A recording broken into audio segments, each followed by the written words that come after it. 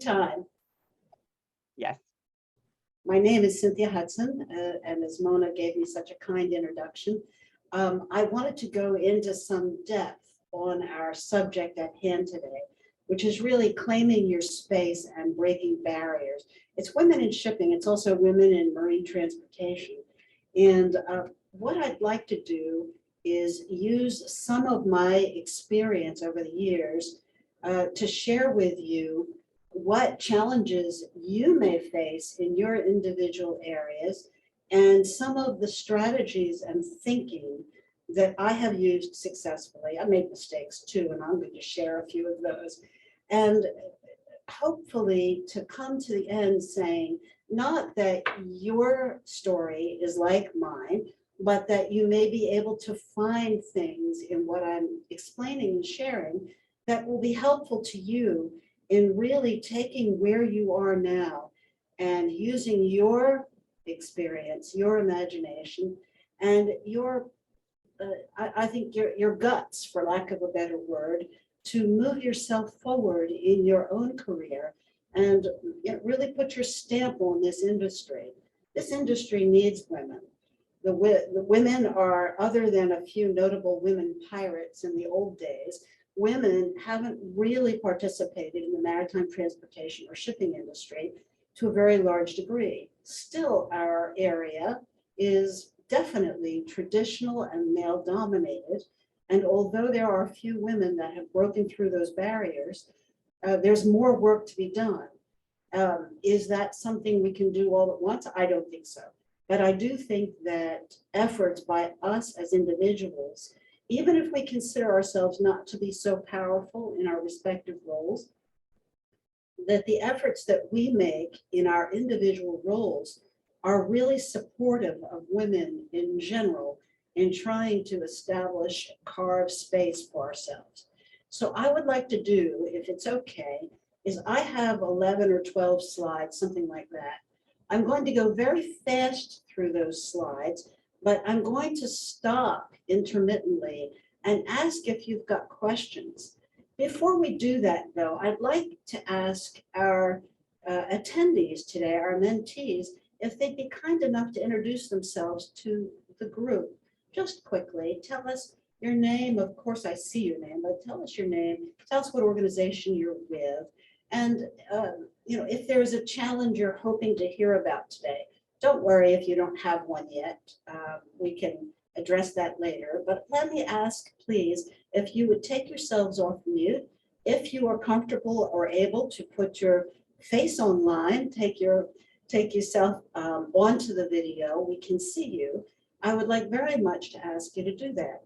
So I have Jessica, Samara, and Clemencio. And if you would be kind enough to show us your face, if you can, and also to tell us where you hail from. If that's not comfortable, we'll just continue. Jessica, could we start with you? Oh, you're on mute. Hello, morning. Good morning. I'm trying to put on the camera. That's okay. Don't worry. Okay, guys, my name is Jessica Godoy. I am a port inspector with Belize Port Authority. I station at the southern part of the country,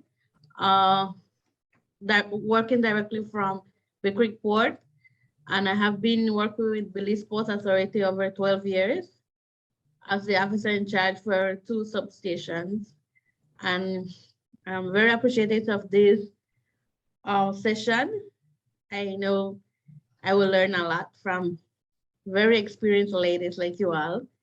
I'm still young in the maritime industry, hoping to learn more and hopefully enjoy this section. Thank you so much, Jessica. That was very kind of you. May I ask Samara if you would like to share? You can take yourself off mute. If your camera doesn't work, that's fine. Hi, good morning. I'm sorry, my camera is not working right now. I apologize for that. My name is Samara Gabriel Howell. I'm from the island of St. Lucia.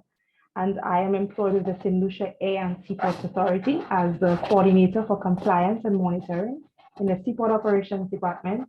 I have been employed with that department from 2011. I moved to management of the department in 2016 after the terminal manager and the warehouse manager retired. It has been a wonderful and challenging experience.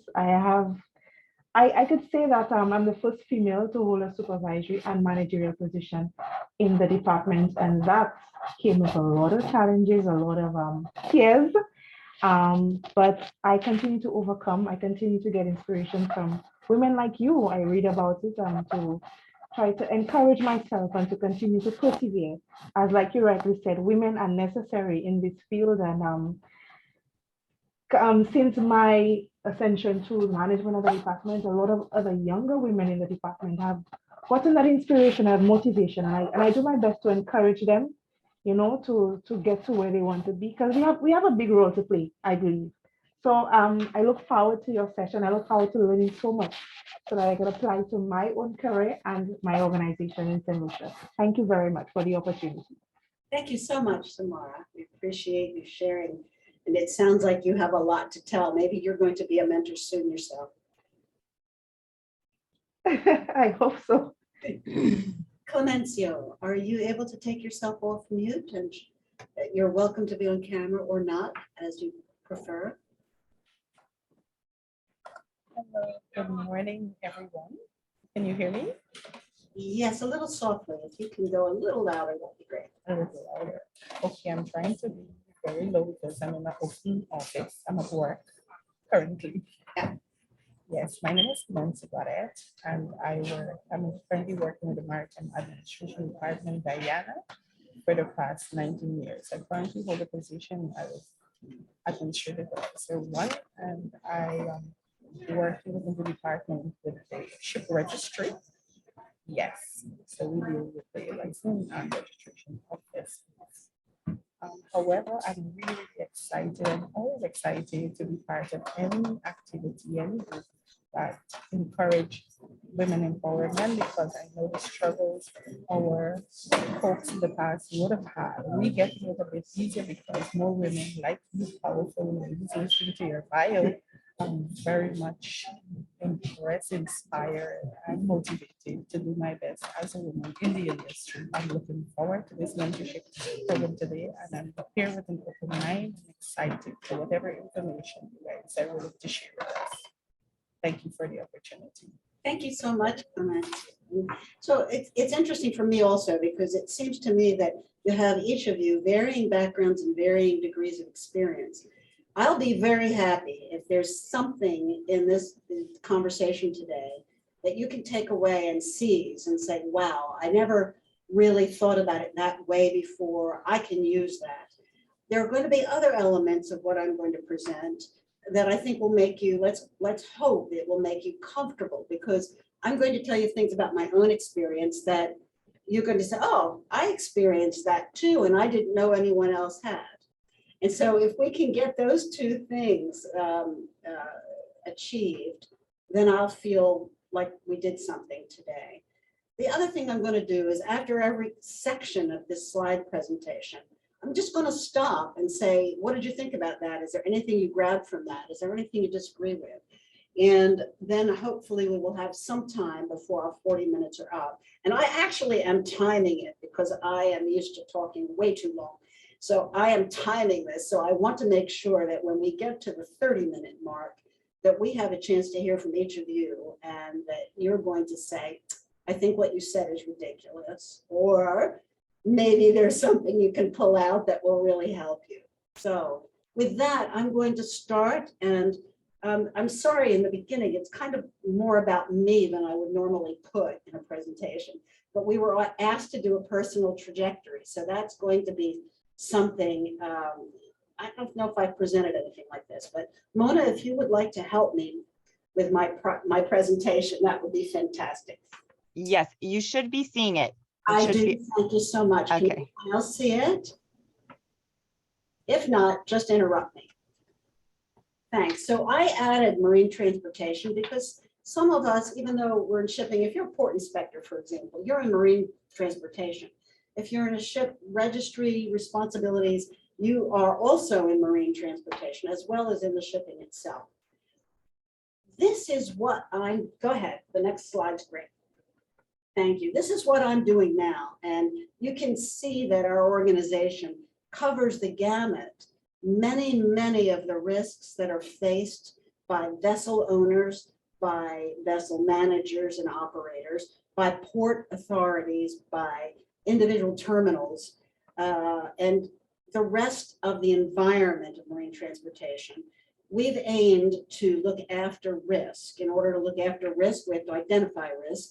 And then we try to provide solutions that are practical and solutions that are, let's say, relatively easy and good value for money. So we are not, say, PricewaterhouseCoopers or somebody like that coming in with a very expensive solution to a relatively small problem. We're trying to be down to earth and practical. Anyway, this is what we do. And you'll see, for example, in one of those, consequence management, that ranges from resiliency all the way through to medical claims work, although that's usually in the US. But let's go to the next slide.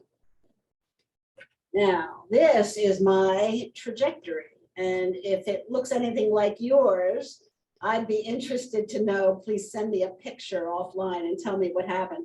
But there are 3 pictures here that maybe tell a bit more than my dissertation does. But what happened with me and the family situation is my family, I came from a fairly privileged environment. However, I was a woman. And my father figured that out sometime when I was 12 or 13 and encouraged me to go into teaching, nursing, or secretarial work, administration work. And I thought, well, he knows what he's talking about. That's what I should do. I became a teacher and I taught for a while. And I thought, I can't stand this. I'm really wired for business. So I came back to him and said, come on, I'd really like to join his business, which was wharf and dock building, heavy marine construction. He said, well, I don't know what you can do. So you could be a timekeeper. So I ran from job to job and checked people in and figured out how long they worked that day and whether they were entitled to overtime and what they should be paid according to their labor classification. And after I did that for about 1.5 years, I said, well, this is not challenging me in any way. I learned a lot by riding around and looking at these jobs, but that's not a challenge. So I thought I've got to do something. I went into the Wharf and Dock Builders Apprenticeship Program, which here in the United States is very rigorous and it is a union-based program. And it took me 3 years to get through. So I had to learn to be a wharf and dock builder, pile driver. I had to learn to put the equipment out there, learn to use a big chainsaw, learn to weld. I wasn't the world's greatest welder, so thank God I figured out other things to do. And from there, I thought, I think I can do something on my own. So what I did on my own, which you may find very strange, but from where I was envisioning the industry, I saw that marine construction companies, and in fact, terminals, ports, and even ships needed commercial diving. So I started a commercial diving company. And that's that picture you see on the bottom left, which is me with a hard hat in our first office, which was not much to write home about. And started with another woman who was a marine lawyer. And she and I started, I think I started at that time with $15,000 in cash that I had saved from teaching. And we put a little business together. We started renting equipment and so on, knocking door to door and moving forward. And what happened, and the top picture is me graduating from the apprenticeship program. What you'll notice, and it doesn't matter what you've done in this industry, you've probably got a picture that looks like that. One woman and lots of guys. And so if you share that background, I mean, I wish I could see you raising your hand right now, but I have a feeling that that might resonate with you. We saw an opportunity to support insurers because we realized insurers weren't being well served in the US. They were sending experts over from the UK who didn't understand the game and tell with regard to contractors to respond to events, and so on and so forth. That led us in '86 to indeed found Hudson Marine Management Services. And I think it was kind of prescient, and I didn't realize it at the time, but we started to think, you know, there are issues and problems, and we can respond better from here. Let's see if we can do it. So what we ended up doing was pollution, cargo claims, collisions, groundings, you know, leaky sea chests on vessels, you name it, we were doing it. And we were doing it for vessel owners, we were doing it for ports and terminals, and we were doing it for the insurance companies. And suddenly there was the great Exxon Valdez oil spill in Alaska. And that opened what we were already doing into a new field, which was regulatory, and that is called Oil Pollution Act of 1990 in the US. That has led to, while we've done it, we've had some ups and downs and some rough times, we've stayed alive, and we ended up saying, you know, we're not in the oil pollution business. We are in the risk management business. And it led to all those subsidiaries. Hudson Trident does respond to security incidents and so forth. I won't go through all those things with you, but I wanted to show you that this is a track, and what it required is a lot of ability to pivot, to say, all right, I had an idea to get from A to B, but really I need to have my eye on the letter D or the letter E. And suddenly we started to move along the track. Next slide, please. So here are some challenges that I had. Now keep in mind, you aren't asking me yet about how to get into business on your own, but you may have ideas and you may wish that you in fact could go in that direction. If you do, these are some of the challenges that you will meet, but if you don't, some of these challenges will still apply to you. Obtaining financing was hard, not only because it's always hard as a startup business, but you know, I was a woman. And so I'm going into a bank and saying, hey, I would like to borrow money. I only want to borrow $200,000 to start with. And they said, well, what do you have to put up? What kind of collateral do you have? And I said, I have jobs. I have a projection for more jobs. I have clients, have a little money. They said, well, you really need someone to co-sign. Do you know any men that can come forward and put money on the table to help you? I mean, maybe you'd ask your dad, which I didn't want to do. I had a great relationship, but I wasn't borrowing money to start that business with him. Well, what about other collateral? Do you own a house? And I said, well, not yet, I'm trying. And so what about the whole idea of maybe you have other assets? Do you have money in the bank? You can pledge that money. I said, if I had money in the bank, if I had $200,000 to pledge, then I don't need the bank's $200,000. Okay. The other issue, however, was the women's issue, which is, okay, you think, and they didn't say honey, but it's there. You want to be in construction, you want to borrow money, that's the bank's money, but you're probably going to get married, get pregnant, you're going to have kids. You're not really going to be here in 5 or 10 years. What if you lose interest and you owe us money? And that was on the table. That was not a hidden discussion. That was on the table. And it's very tricky because what do? Do you promise you're never going to have children or never get married? So navigating that challenge was, it had to be quiet and careful and thoughtful. In my case, I said, this is what I'm going to do. And if this bank doesn't want to support me, I will find a bank that will support me. I went to other businesses in the maritime field and said, would you support me? We got a little support. Finally, a bank said, yes, you want 200, we'll give you 100. And that's how things started out. The next major challenge, and this was not just with banks, this is with clients, this is with other people in the maritime industry, is credibility. Now, the woman's issue I mentioned, all of us face. The credibility issue is something else that all of us face. And that means it's that little eyebrow raised, kind of like, how do you know? Are you really serious? Are you just here because somebody put you here? In my case, I had a recognizable last name in the Philadelphia area. So everybody just assumed that I was here because my family wanted to give me a hobby or something like that.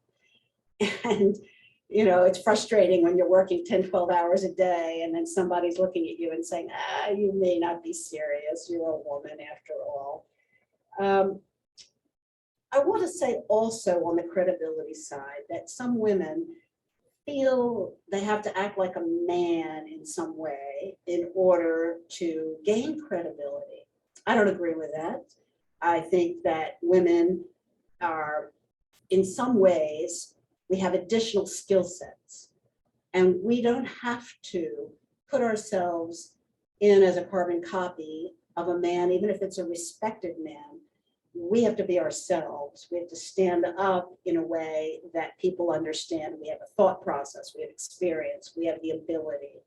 So gaining credibility was an enormous challenge. And I hope when we get a little further along, you'll gain a few things out of that. Next is networking. And networking is a challenge because in my day, and that's one of the reasons that that other picture on that second slide, most of the networking was what we called the men's club. The guys got together after work, they had a couple drinks, the women were never invited. I'm not sure I would have wanted to be invited because it might have been a sleazy bar someplace where they're all slapping each other on the back. Now that's a generalization, but also it might be the golf club, or also the managerial element might be some other organization to which women are seldom invited. And you might be able to get in, but you may be a little bit, it's like, why are you here? So you're sitting there and you have the invitation to go, but you're not really awfully welcome. So I just want to make sure that, you know, you understand that networking is a big deal. It's a boys' club. The other thing is, at that time, there were very few women and very few women executives. Not all of them are friendly. They got where they got by scratching and clawing and working hard. They're not there necessarily to help you. Maybe you have run into some women like that. Don't be that woman yourself, of course, and try to help. That's what I really liked. And I'm not sure if that was you, Samara, or if that was Clemencia, but you were saying, I'm here to try to help other women. That's part of our job. We need to do that. Okay.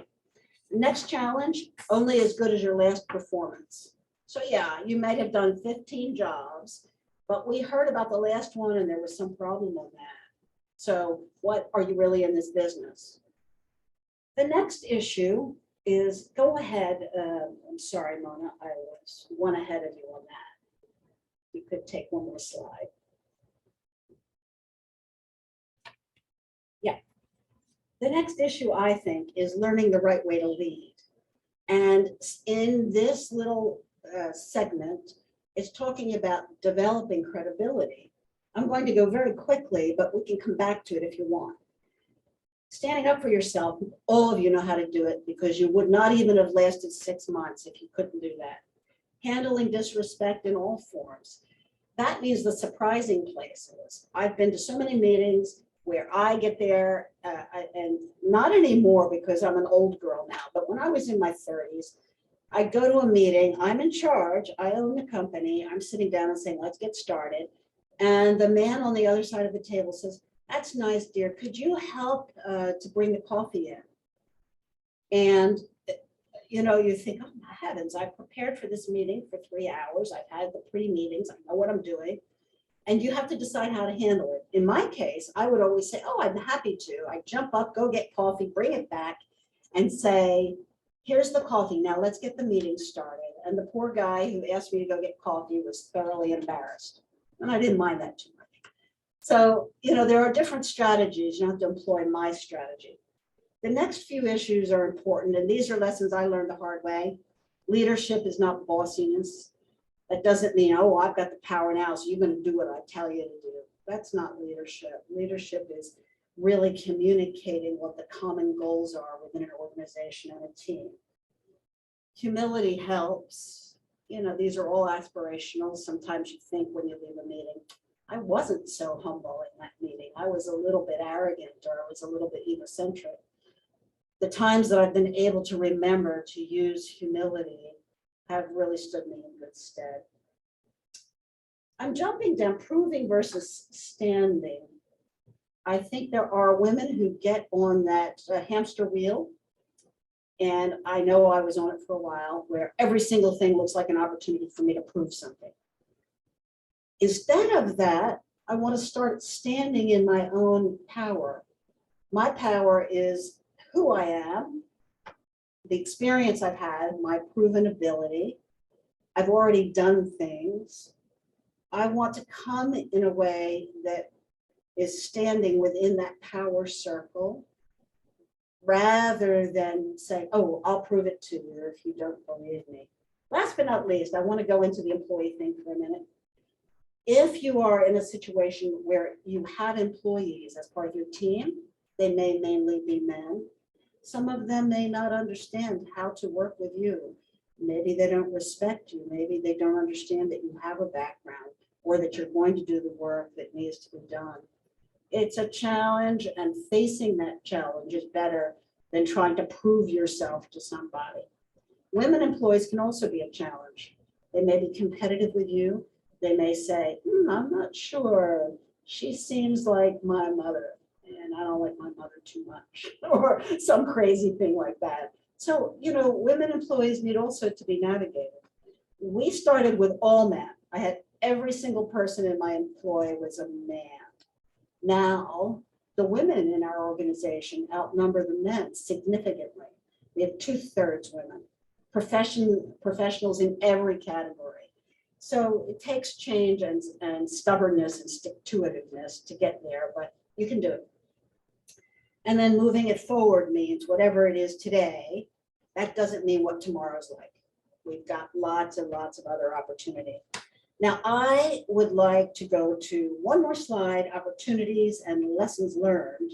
And then I'm going to stop and take a break and ask you guys what you are thinking about. Being a role model for other women, we talked about briefly. I'd like to come back later to measuring opportunity value proposition. Sometimes you say, look, I've been working here for 5 years. I have a good idea. Why don't they listen to me? A clue is to try to understand what the value is to your organization or to the client, even if it's an internal client. Put your idea forward with regard to what the benefits are for your client or for your organization. Don't say, I have a good idea and I swear it works and I know somebody else used it and it was great and this is the modern world. Try to look at it from what the value proposition is. And I would say that shifts your success rate from relatively mediocre to quite possibly very successful. And measurement against where you want to go. Does this help me get to where I'm going? Am I optimizing my abilities? I don't know. Let's go to the next one. And then I'm going to ask you to think.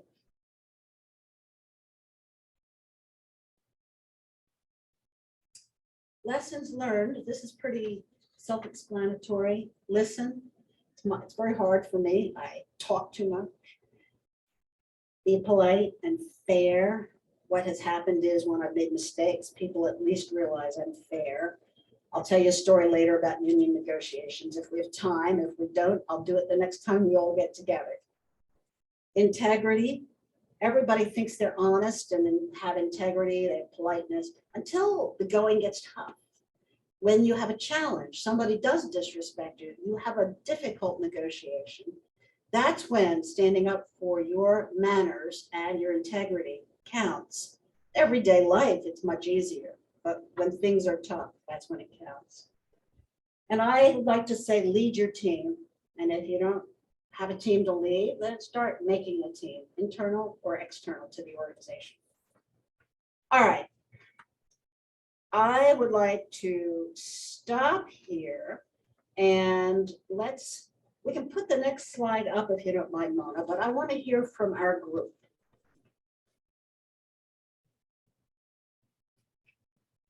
My first question is, does anything resonate with you? If you could put your mic on and you can say yes, no, not really, this isn't helping. Or you can say, yeah, something did. Or you can share something, I'd really appreciate it.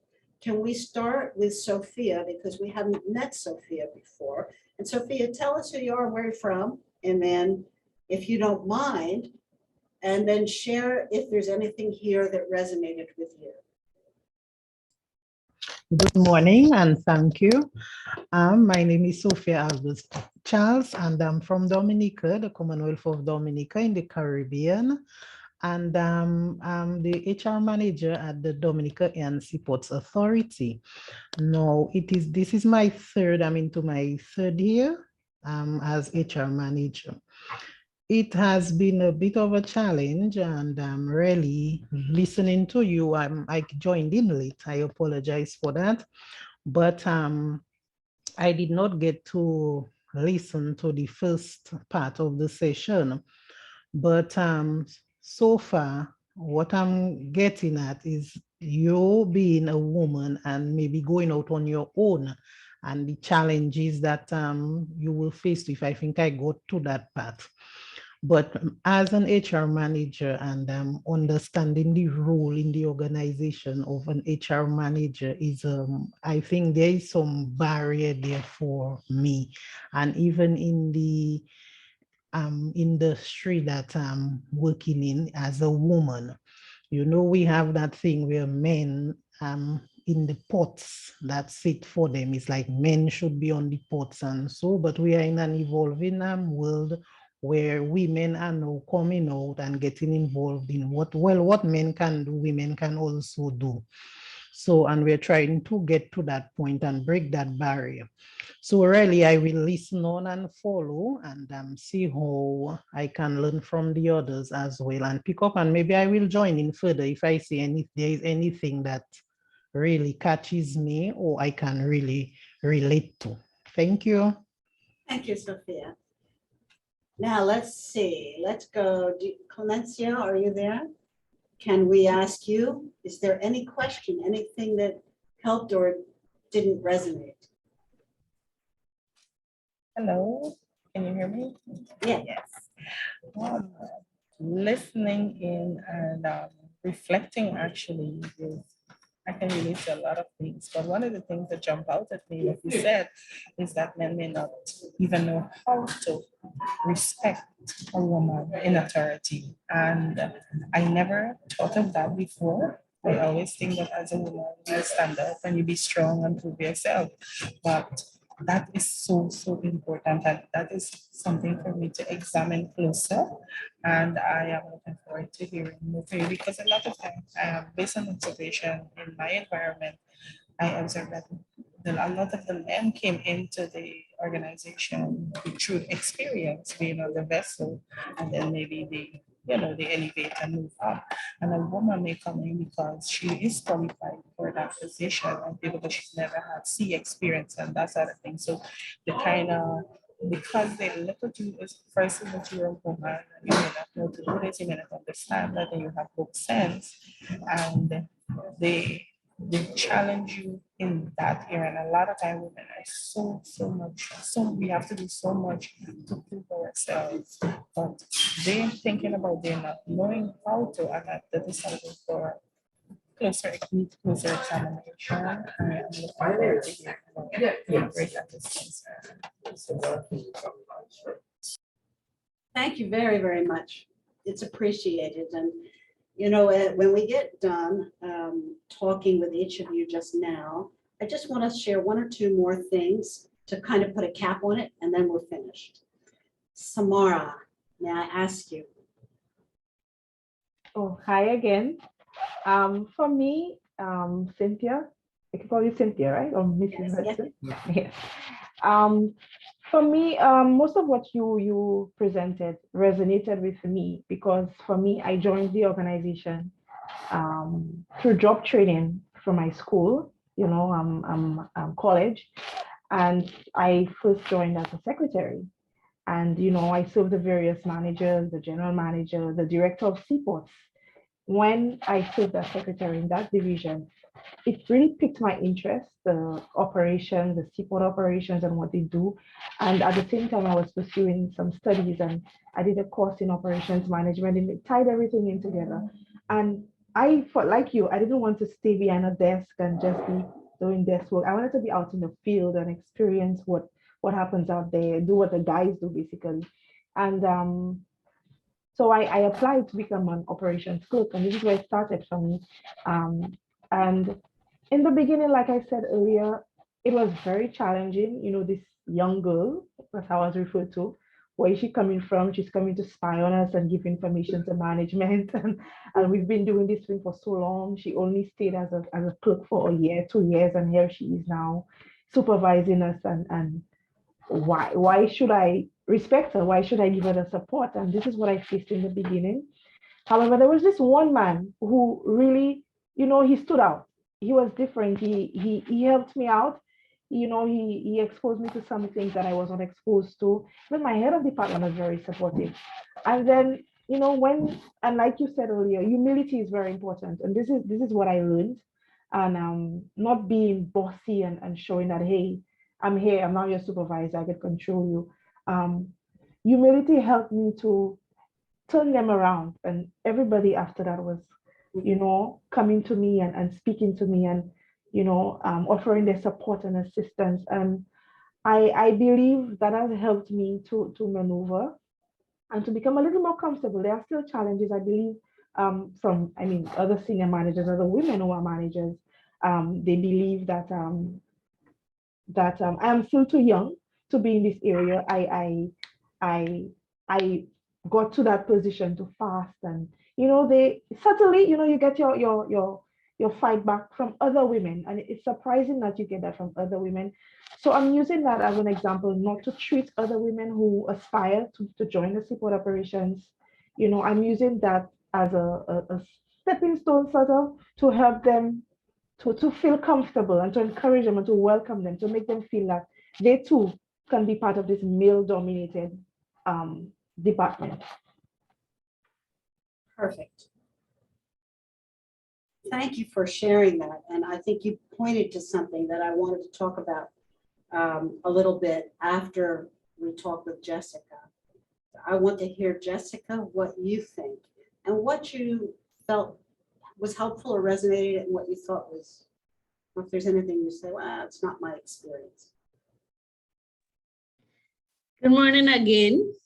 Good morning. I was reflecting on the topic, learning the right way to lead. I recall like 3 years ago, I had a younger employee and he was like, man, you behave just like my mom. There you go. I'm tired of that. I go home and I come to work and it's the same thing, your attitude like my mom. So like you say, you need to learn how to be the boss. You need to be compassionate and put yourself in their shoes as well. And reflecting on the whole topic, I can relate. It's very difficult for me. I started the job, I was only 22 years old. So working in a male-dominated field, it was very challenging and it continued to be challenged.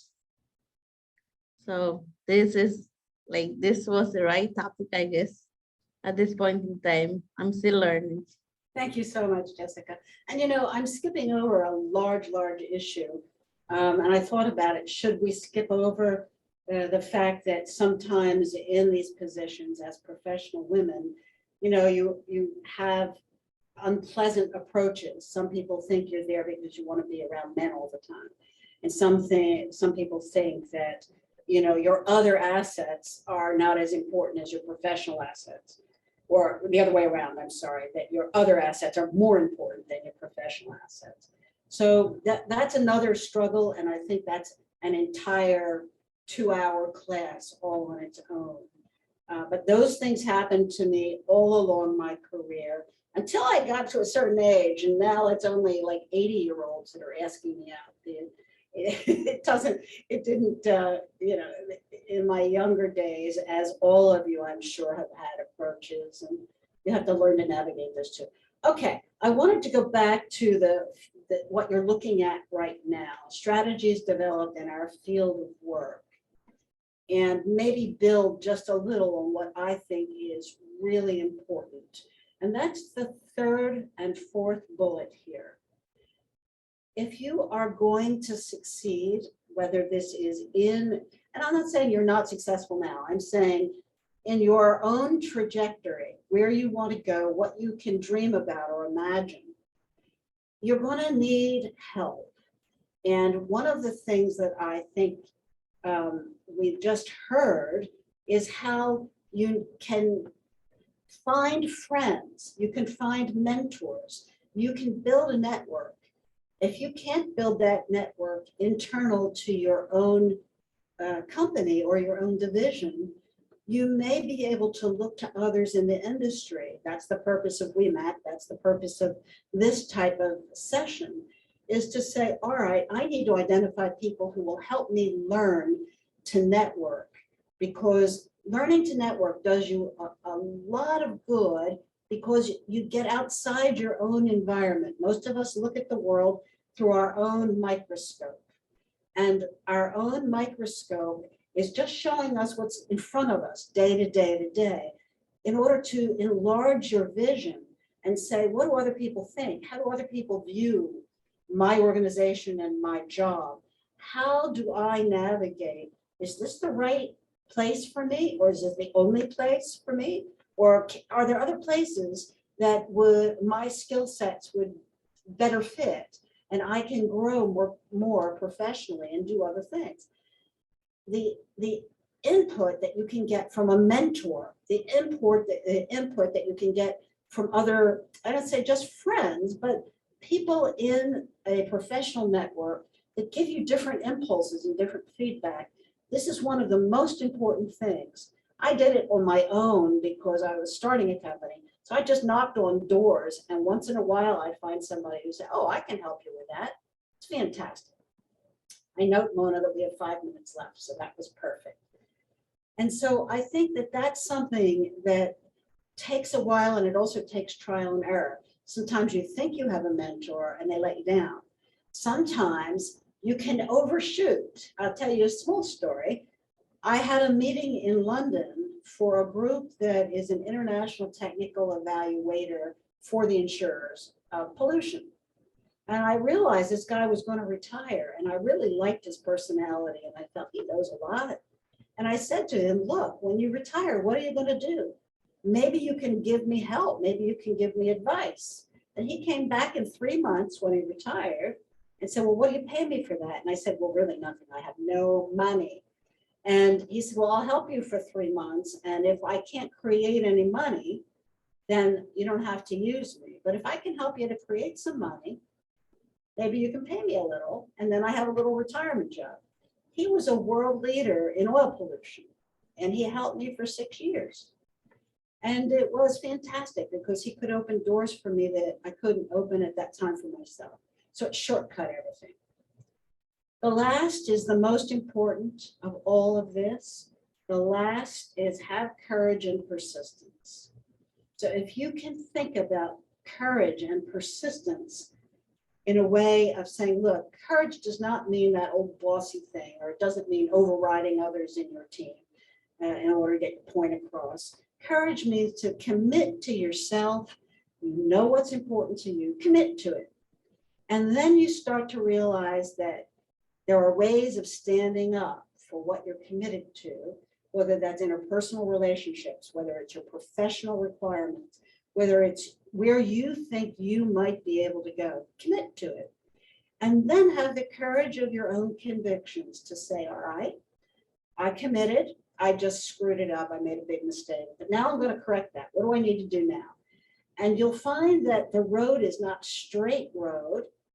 You probably already know this. The road is a series of decisions. Do I turn right? Do I turn left? Can't do both. I'm going to pick one. And then have the courage to continue. pivot, like I said, if you feel, all right, I've made a mistake, pivot. Let's go a different direction and see if that helps. Persistence. 2 more minutes, Cynthia.